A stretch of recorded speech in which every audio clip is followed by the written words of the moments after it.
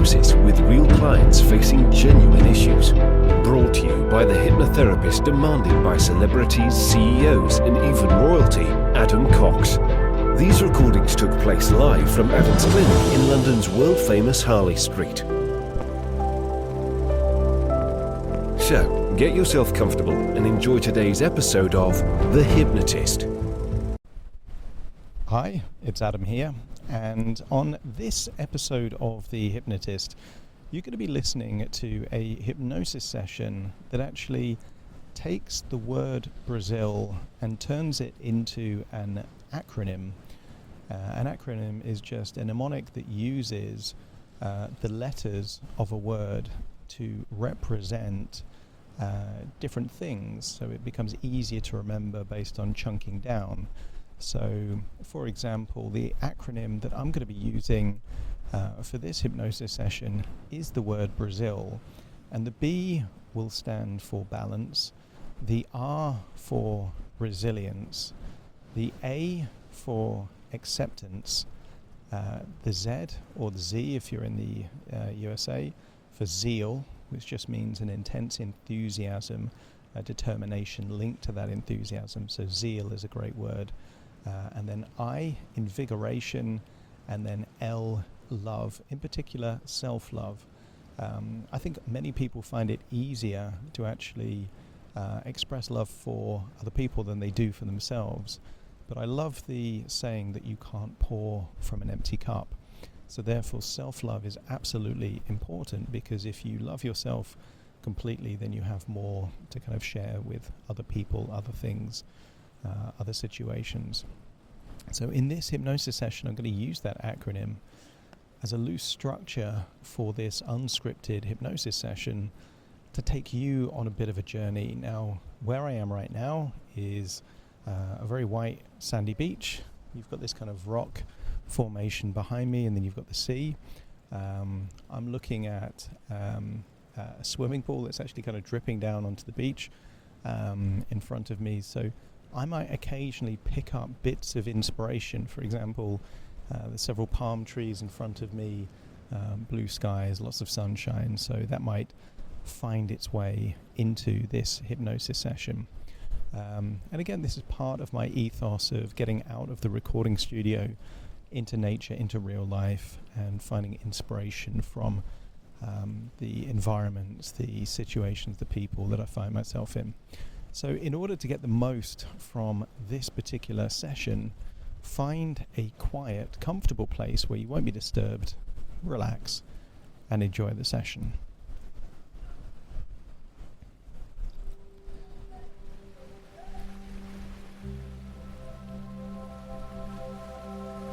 Take a deep breath in, and as you breathe in that resourceful feeling of calm and relaxation, and as you exhale, just allow any feeling of stress, worry, or tension, feel like it's leaving your body in your outward breath. So much so that with each breath, perhaps you notice yourself drifting deeper and deeper relaxed. So relaxed that your body starts to feel limp and loose. Tension perhaps has been released around the jaw, around the neck and the shoulders, and maybe your arms just feel more limp and loose and relaxed. But notice that when you breathe in, you're breathing in deeper than before. And as you exhale, if your eyes aren't already closed, and it's safe to do so, then just allow your eyes to close now. That's it. And notice that you can now give more of your attention to the sound of my voice, and allow the sound of my voice to take you on a journey within your imagination, enabling you to go deeper and deeper relaxed. The deeper you breathe, the more relaxed you become, and the more relaxed you become, the deeper you breathe. And as your body relaxes, your imagination awakens. And I wonder if you could imagine being on a beach in Brazil, the kind of beach with white talcum powder sand, the sound of waves crashing in the background, blue skies and sunshine. Maybe you can imagine feeling the warmth of that sunshine on your skin. And maybe you can see palm trees, perhaps with coconuts brightly coloured green. And I wonder how that would feel to really imagine being on that paradise beach in a place in nature, kind of place where almost no one seems to be around. This isn't a busy, touristy beach. This is a beach where just the occasional local will walk around and explore, walk a dog, or just find that deep meditation by the sea. So allow yourself to feel more and more comfortably relaxed as you connect with this place, a place of calm relaxation, the kind of place that takes you deeper and deeper relaxed. And I want you to recall a time where you wrote a word in the sand, perhaps with your fingers, your feet, or maybe a stick that you found. But just find clear, white sand. Not the dry sand, but the sand that's slightly wet that makes it easy to write a word in that sand. And I want you to imagine writing the word in big letters, going vertically down. The word Brazil start at the top, and instead of writing horizontally, you're writing vertically. The B is above the R, which is above the A, which is above the Z, above the I, and then the L.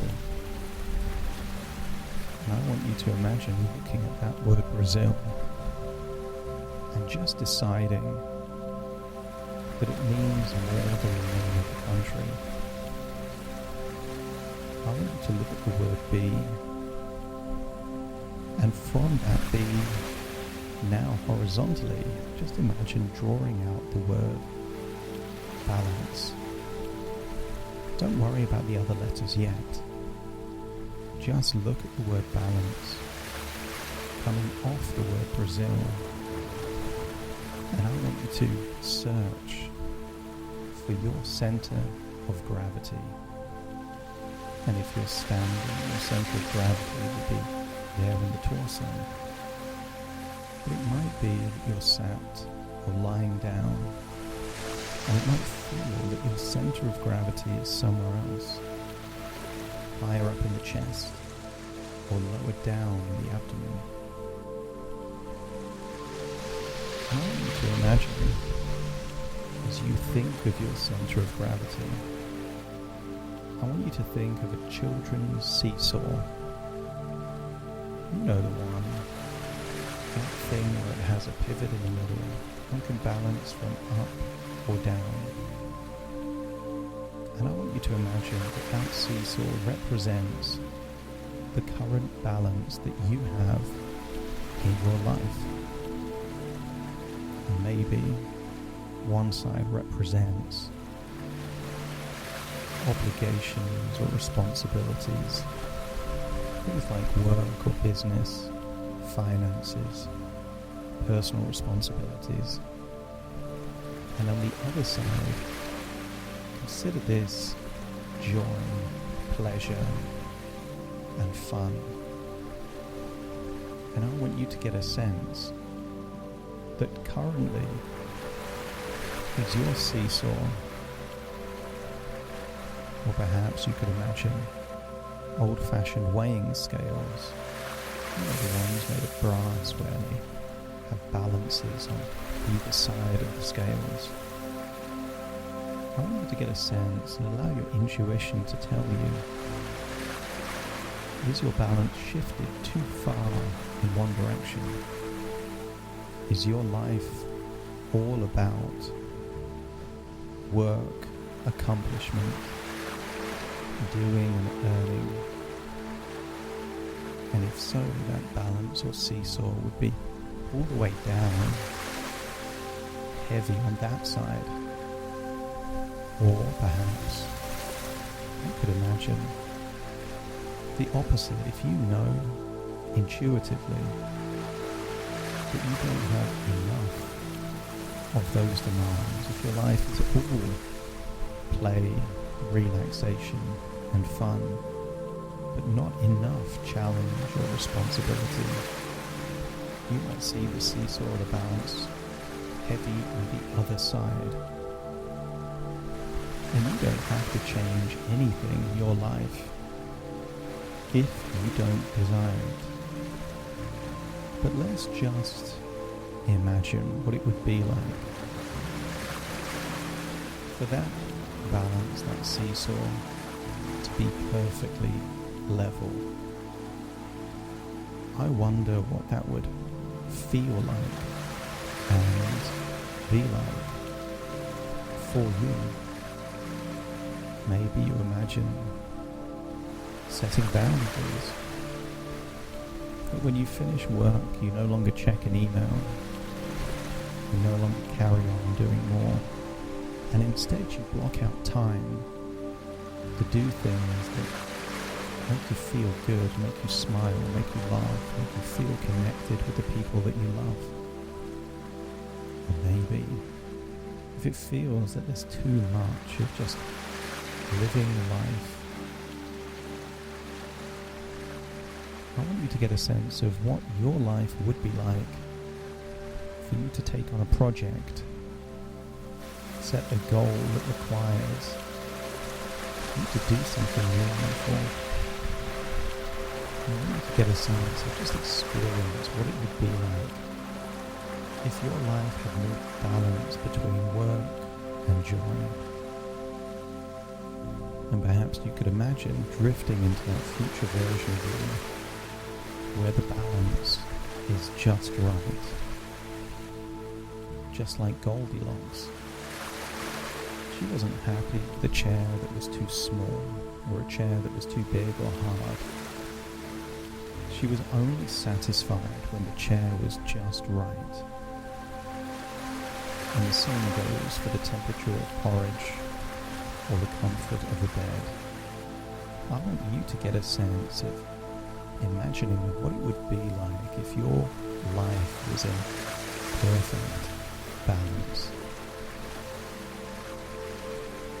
And allow a seed to be planted deep in your subconscious mind of that life of balance. And then go back to that word in the sand, and under balance, where you now see the word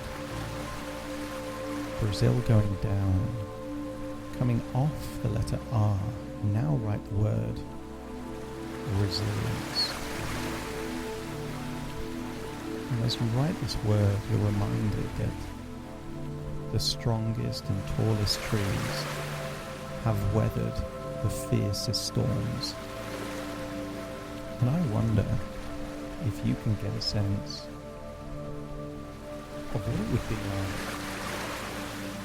to start reframing every moment of adversity, challenge, setbacks,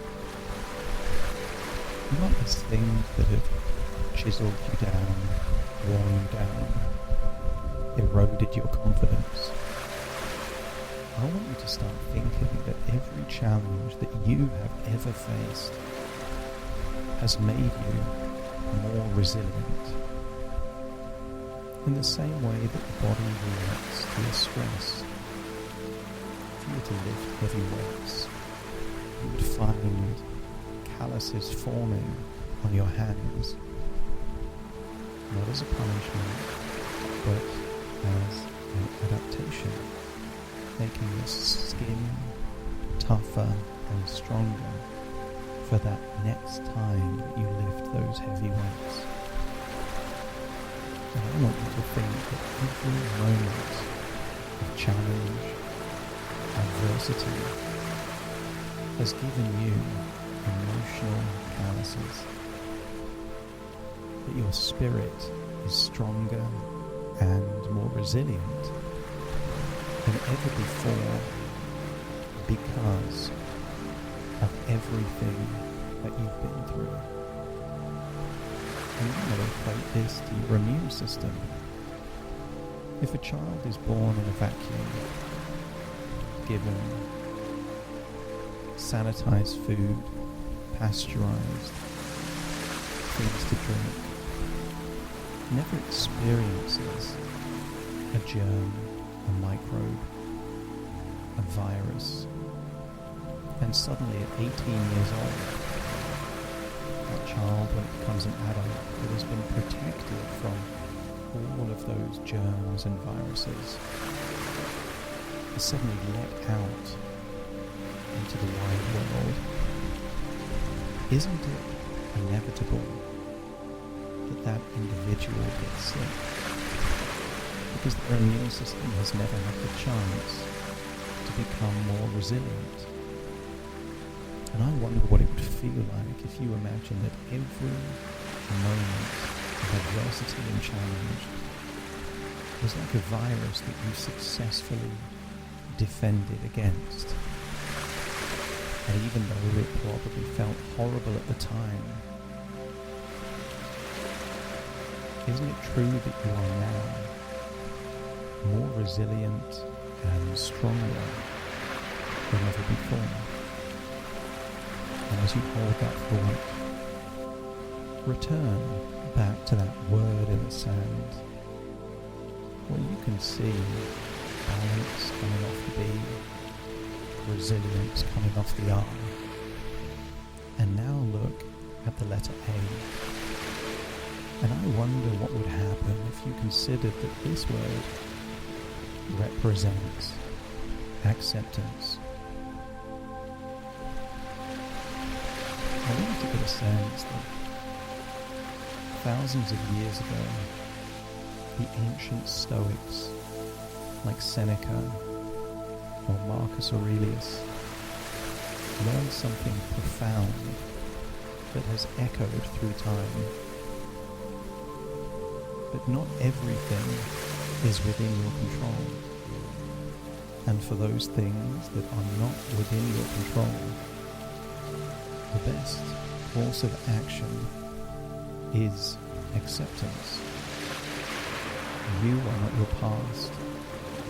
You are not even your problems. I want you to get a sense that those things that you can control, you will feel an urge to control them. That may be making yourself smarter, wiser, more knowledgeable, healthier, stronger. But there are some things that are outside of your control. You can't control them. Certain things connected to your genetics. You are the genetic code that you were born with. Your early upbringing, you had no choice. And those things that happened throughout your childhood may have given you lessons, opportunities to be more resilient. But your past is outside of your control. You can control the meaning you give your past, but you can't change the past itself. And I want you to feel a growing sense of acceptance for all of those things outside of your control. Maybe there were things that happened that were random, unlucky, unfortunate. Or maybe it was the behavior of someone else, someone with intentions that were not positive for you. but that was outside of your control. You may be wiser now. You may be able to see warning signs and red flags that were invisible in the past, but you didn't know that back then. So feel a growing sense of forgiveness and acceptance for everything in the past that has felt unfair. And also get a growing sense that in your future there will be many things that are unlucky, unfair, and you can accept that these things happen, but then move on to the more empowering question: what does this mean, and what will I do about it? That is where acceptance moves to control, as you imagine a giant pendulum swinging from left to right.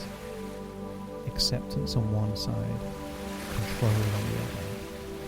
Just feel that you are unleashing whole new levels of acceptance. Because sometimes when you accept the past, it empowers you to move on from it. Maybe there's a current situation that needs to be accepted. And sometimes life being life will throw things that are completely unfair, unjustified, perhaps random, or perhaps the consequences of previous decisions. But I want you to feel that you can accept that.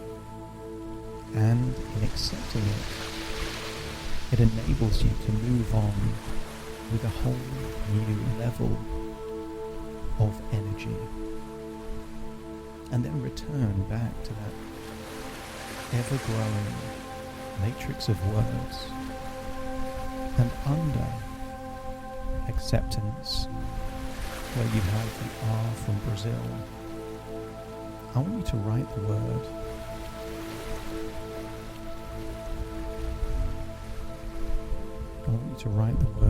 invigoration.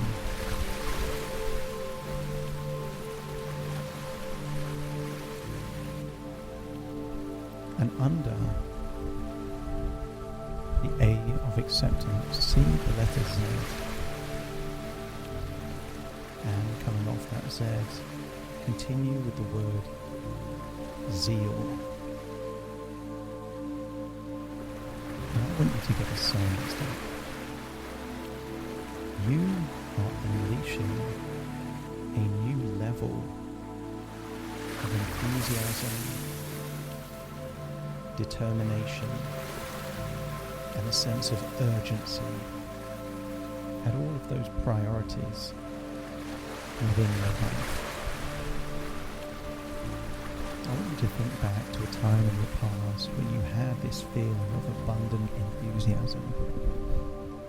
Maybe you can remember a time when you had that zeal, that zest for life, that unstoppable determination fused with enthusiasm. Imagine stepping into that earlier version of you and like a phoenix from the flames, reactivating that feeling of zeal, enthusiasm. But I want you to think, now that you've reawakened this feeling, what is it that you will do with it? I want you to think of one thing, maybe something that you couldn't do before. But now if you were to approach the same challenge, the same task, the same goal, with this new level of zeal, how would you go about it differently? Maybe observe yourself with more determination, more tenacity, more relentlessness. And with those qualities, see that what was difficult or tiresome before now feels like a hot knife through butter. And I wonder if you can get that sense of powerful, incredible zeal set the intention to do whatever that thing was that came to your mind. Not so much to do the thing, but to practice activating this feeling of ferocious enthusiasm. And then it's time to go back to that sand, and under Zeal, where you can see the letter I want you to write the word Invigoration. Just imagine writing that. Whatever looks right is fine. And I want you to feel that sometimes we all need something to invigorate. Life can be hard, unfair, tiring, mundane even. But I want you to imagine what it would be like to imagine a futuristic chamber there on that beach. And as you step into the chamber, I want you to see a sign on the chamber that says Invigoration Chamber. And as you step into the chamber, just imagine colourful gases filling the chamber, and breathe in those colourful gases that are designed to invigorate you with energy levels, vitality levels, even more enthusiasm, a lust for life, a willingness to do whatever needs to be done.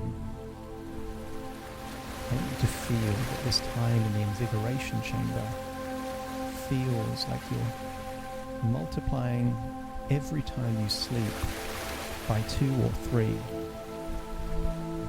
6 hours sleep will now feel like 12 or 18 hours of sleep. So if you have that sleep deficit, feel that from this point onwards, the invigoration chamber is teaching your brain to extract more value from your sleep, enabling you to wake up each day with more vitality, energy, intensity. And then you can feel a tingling sensation in your body, where the invigoration chamber is already doing its work. But as you breathe out, see dark shadows leaving your body. These represent any disempowering resources. Things like anger, frustration, boredom, or apathy. Just see that leave your body as you continue to breathe in those invigorating states. And now it's time to leave the invigoration chamber. But as you leave the invigoration chamber, feel that you're leaving with an invigorated state. So much energy, clarity, vitality. And go back to that word, Brazil. It is written vertically. All of the letters have a word associated it, apart from the letter L. And I want you to write the word love, coming off that letter L of Brazil, so you can now see all of the words complete. B for balance, R for resilience, A for acceptance, Z for zeal, I for invigoration, and finally L for love. And I want you to think of the person in the world, dead or alive, that has loved you the most. The person that cared about you, always looked at you as someone filled with potential, saw all of your possibilities. And I want you to imagine seeing yourself through their eyes. You're not seeing yourself like a reflection in a mirror. I want you to imagine seeing yourself through the eyes of the person that loves you the most. And maybe that's someone now, or someone from your past, or someone from your childhood. But look at yourself at your current age through their eyes, whether that's possible or not. Imagine it happening.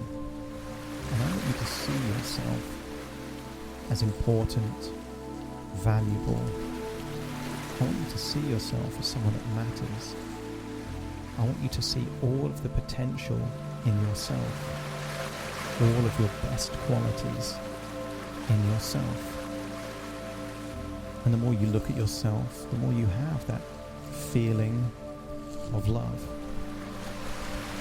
You have that feeling of love and acceptance. You want the best for you because you have that love for you. So just breathe in and breathe out and step into that version of you which is filled now with unconditional love. See yourself in a mirror and know that it is still true even through your own eyes. You have that self-love for yourself. And then go back to the beach and see all of these words. Connect the words with changes or new beliefs or new ways of thinking. As it's now time to leave this sandy beach within your imagination. And just imagine that anything that has been bothering you, just imagine it feeling like it's dropping off you like drips of water from your body downwards. And you no longer need to hold on to those negative connotations anymore. So as you feel like you're returning to your present self, realizing that all of this has just been a journey within your imagination, a journey where ideas are within ideas, thoughts are within thoughts, dreams are within dreams. It's now time to return back to the here and now, returning with more balance, more resilience, more self-acceptance, more zeal and enthusiasm, feeling invigorated, but also exploding with self-love.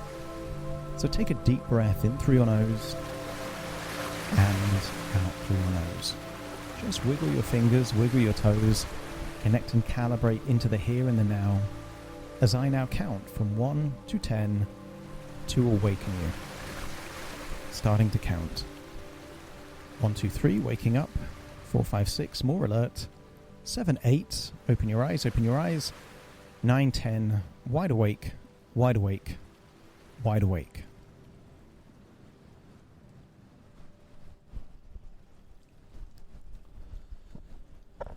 Thank you very much for listening, perhaps even watching this hypnosis session inspired by Brazil, but also the acronym of Brazil created specifically for this session. There were certain sounds happening in that session. As I'm looking in front of me, there's this kind of big infinity pool with like a clear water, and I think maybe the wind was having some of those water droplets. So if you caught some of that in the session, just allow that to add to the experience. I would encourage you, before we end this session, if you like the hypnosis that I do, if you click the description, there's actually lots of free things that I have to offer. There is 22 downloads completely free. You just click a link. There is a 7-day course that I've created. That's completely free. And there's also a suitability test. So if you've ever wondered if hypnosis would be suitable for you or you would be suitable for hypnosis, click that suitability test. And the final thing is that if you are curious about working with me directly, you can also book a free 30-minute consultation call over Zoom. Click that link and then we will have a chat over Zoom to see if I'm the right hypnotherapist to work with you. This is an unusual session in the sense that I don't have a client in front of me. It's just being inspired by certain resource states. But normally most of the sessions that I publish actually come from real client sessions, but I protect the confidentiality of the client. So if you've thought about working with me, click that link to book that session. If you do like my content, it's always good for the algorithm to find new people. If you click a like button, maybe give a 5-star review or a positive comment, all of those things are really good for the algorithm because it says like people like this stuff, and then it puts it in front of new people that don't know I exist. So if you could do that, that would be really appreciated. Thank you again for listening or watching this particular session, and stay tuned for the next session that I publish very, very soon. You take care. Thank you so much for joining me on this episode of The Hypnotist. And if you've got some value from this episode, I'd like to ask a favor. And that is that all of the platforms have some way of you telling us that you like it. And that might be hitting the like button, that might be giving it a 5-star rating or a short review. And if it's possible, and it is on Spotify and YouTube, if you can drop a comment with what value you got from the show or anything you liked in particular, that really helps the algorithm to put it in front of new people. Thank you so much again for joining me on this episode, and I'll see you again soon in the next one.